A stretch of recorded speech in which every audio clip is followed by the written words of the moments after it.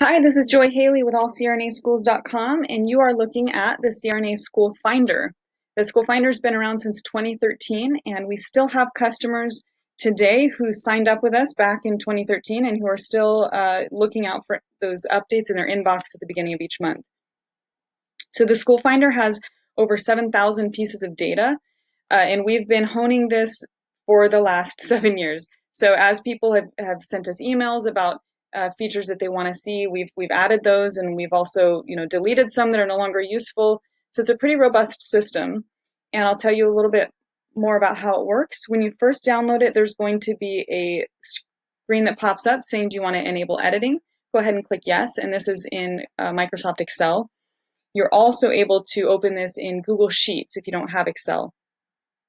If you look down at the right, you'll notice you can zoom in or zoom out, and that's helpful. You'll notice at the top here, there's these arrows. This is how you can sort or select. So let's do a quick search here.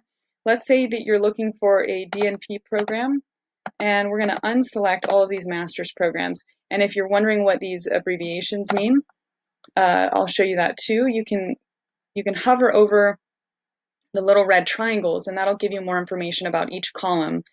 Uh, that way you know what you're looking at and how to use this information to the best use. So here you see all the different degrees you can have. We've gone ahead and selected DNP programs. Let's also select integrated, and we'll take out front loaded. And then you look over on the left here and you'll notice that the numbers are no longer sequential. There's these big gaps. Those schools are no longer appearing in your search results. We're going to do one more search.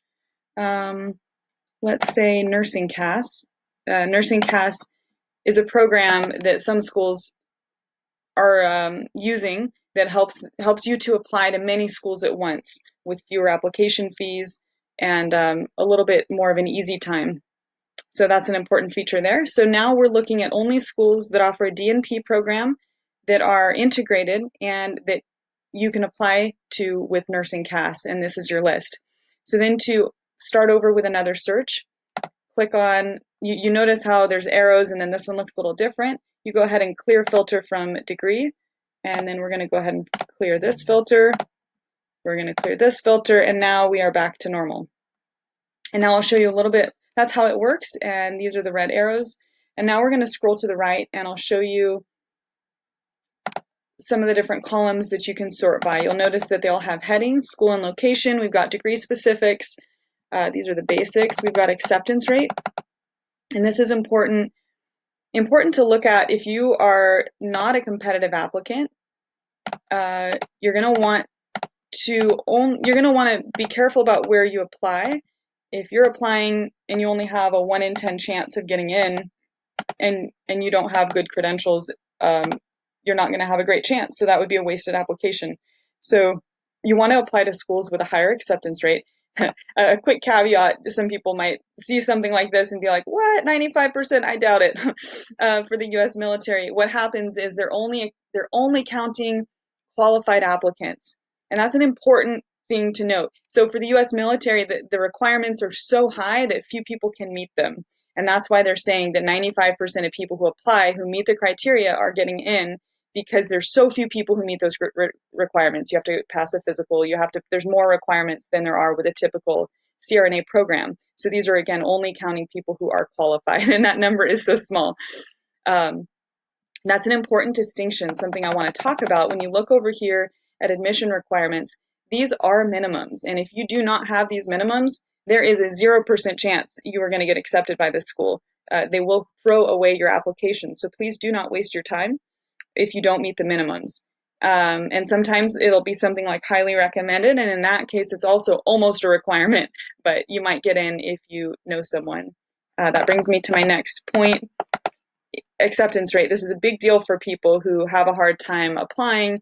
It's as time goes on, schools are getting more competitive, not less competitive. So I've heard a lot of people say, "Oh, I think I'll wait.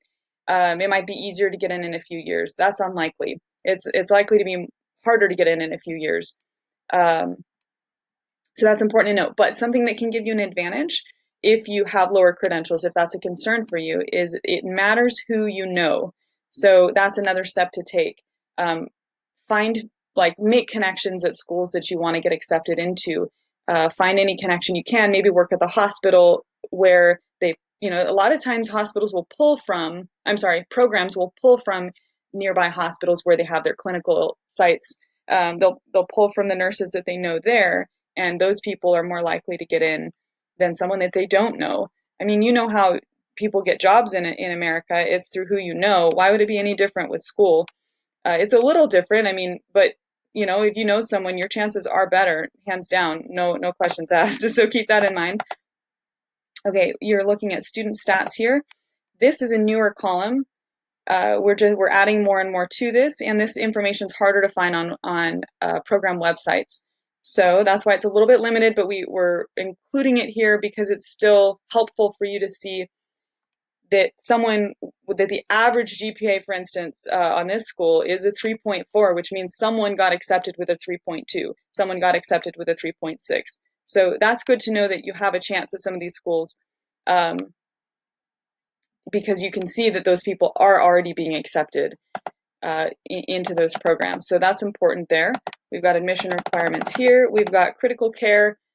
These are programs that'll accept care, and then we have a long list here of what type of critical care experience that they're normally looking for that's ideal, and these are just what's acceptable. So those are two different things, and that's why we've got this little note here in the red triangle. We've got tuition and fees that you can compare there, and all of these, if you hover, it'll show you the different fees for each school and how we calculated those. Then we've got graduation rates. Let's see, attrition and first-time test takers, those are important. The lower the number here, the better. The higher the number here, the better, of course. 100% employment, you can see that after you graduate, it's really likely you're going to get a job. So that's encouraging. As long as you graduate, that's important. Number of clinical sites, desirability. So these are factors you're going to want to look out for your own sake to see, do I want to go to this school? I don't know. Area vibes is an important column that we added to tell you how livable that area is. For instance, the closer the number is to 50, the less you're going to enjoy living there. There might be higher crime rate, worse weather, worse amenities, that sort of thing. And a place, the closer to 100 you get, the better. More amenities, more, people tend to like living in those areas. So those are some factors that people often don't think to consider that I thought we'd put there for you. See didactic methods, we've got certifications, and then we've got required prerequisites, and this is an important section in case you've only taken, a few of these classes, and you can hover and find out more information about specifics. And then we've got the program website right there, and that's a tour. I hope that's been helpful for you. The more information you have about how to apply, the better decisions you'll make. So whether you're looking at this and you're 10 years out, or you're going to apply really soon, it helps to have this information. You're making decisions. I mean, it's funny, people talk about why, like, oh, $55 for that spreadsheet, that's too much money. And then I get emails from these same people saying, yeah, I took a $3,000 class and it really wasn't worthwhile. I wish I wouldn't have taken it. I took people will do all kinds of things to improve their chances of getting in. They'll move across country, they'll buy a new house, but won't pay $55 for a spreadsheet. It's weird. So there's so much value in this, and the decisions you make are going to be so much better when you're able to see all the facts and compare and contrast. It really will save you time, and I do believe that it'll be worth it for you. And if for any reason it's not, we do have a 60-day money-back guarantee. So anyways, I hope you've enjoyed this, and good luck getting into the school of your choice. Thanks again.